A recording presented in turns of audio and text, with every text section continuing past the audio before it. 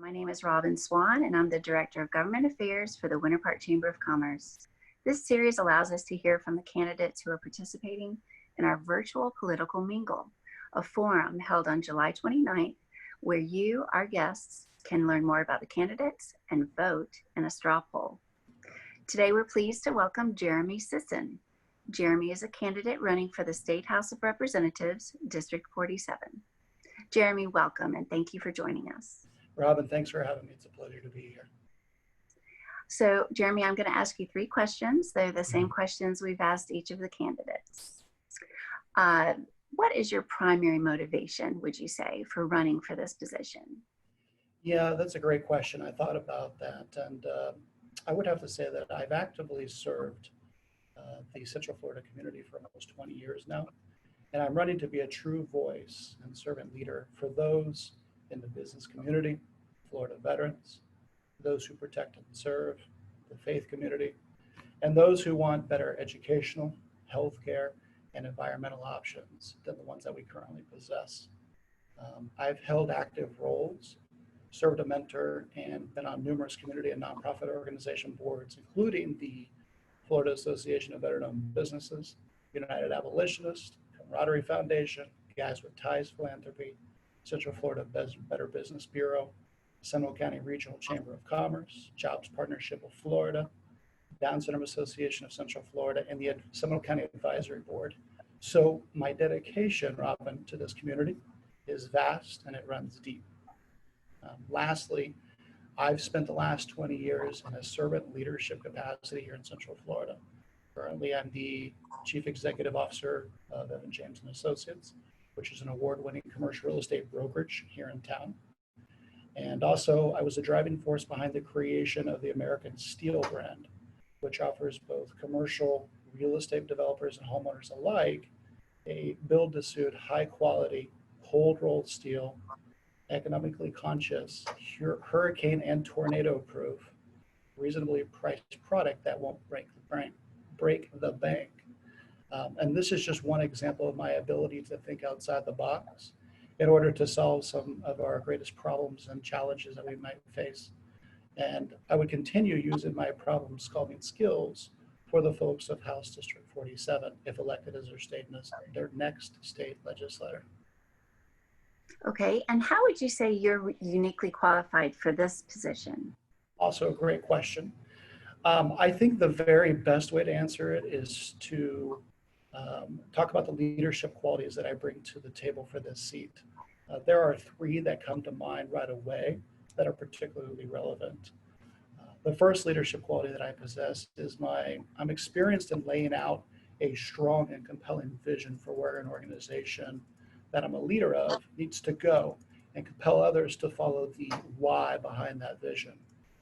The second quality that I possess would be, I've been told that I'm very influential. And as a matter of fact, recently the chamber of the board for FAVOB told me that it was my leadership that led over 20 businesses becoming trustees in our organization. I was the first one to step up and become a paying trustee, and everyone else kind of followed suit. Anybody, Robin, can talk and tweet and retweet articles and videos, but it takes real leadership and people of influence to really make something a reality.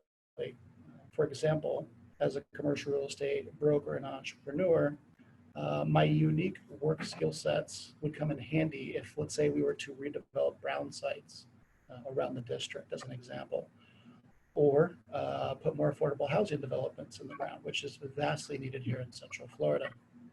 The third quality that I possess would be a combination of both humility and empathy. Despite my level of success, I've never really taken myself very seriously. I have a great sense of humor, I've been told, and I like to focus on active listening, really hearing people when they speak and empathizing with others. And if elected, I would be readily available to those, not only in the district and in Winter Park, but everyone throughout Central Florida and the state. A community leader recently posted on my LinkedIn page, Robin, that many business owners focus on the daily sales and branding, but Jeremy seems to be focused on developing a bridge and building business relationships. I've never seen someone so determined and humble in business, and he's always on point and he never backs away from a challenge. And he also said that, moreover, I see him as a strong leader in our community and in Central Florida, end quote. Um, so those are just some of the reasons, Robin, why I feel like I'm uniquely qualified to become the state legislator for Florida House District 47. Well, great. Now, if elected, how do you hope to positively affect and progress the position and the constituency you will serve? It's also a great question. I thought about this one as well. And the first thing that I would probably do, Robin, is bring some decorum back to the position. Right now, the current legislator in the seat is she's an extremely polarizing figure in Florida politics. It's no secret that she's either well loved or just the exact opposite.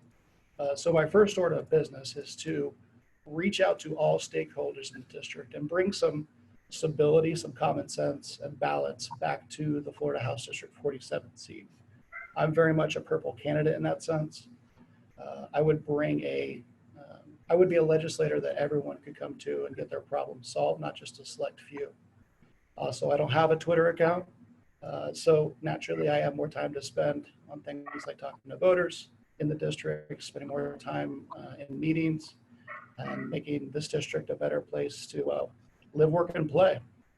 And then secondly, I would seek to make sure that small business and the overall business community in general have the resources that they need from the state in order to completely and safely open back up for business. Because frankly, I still think we have a long ways to go.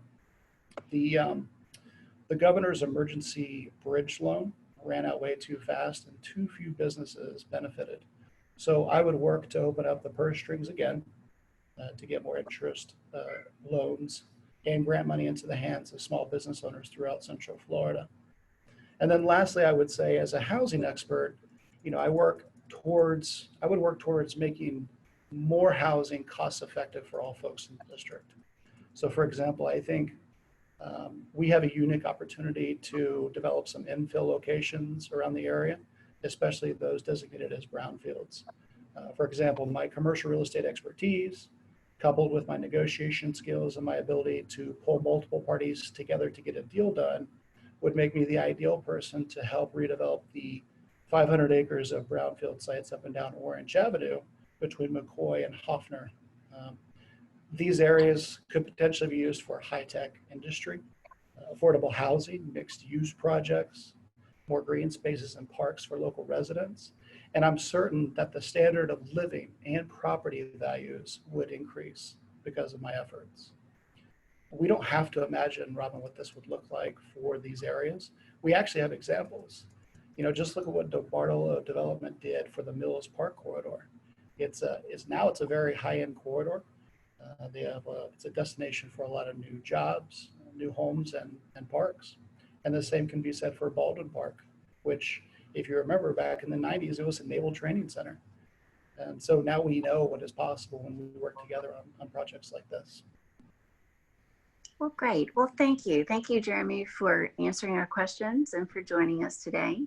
And we look forward to seeing you again on July 29th for a political mingle. And to our viewers, I want to say again, please join us for our virtual political mingle on Wednesday, July 29th from 6 to 7:30 p.m. We also want to thank our political mingle sponsors. Our presenting sponsor is Charter Communications. Our supporting sponsor is the University of Central Florida. So guests, please join us and vote. You may register online on our website, which is winterpark.org. Thank you, and we will see you July 29th.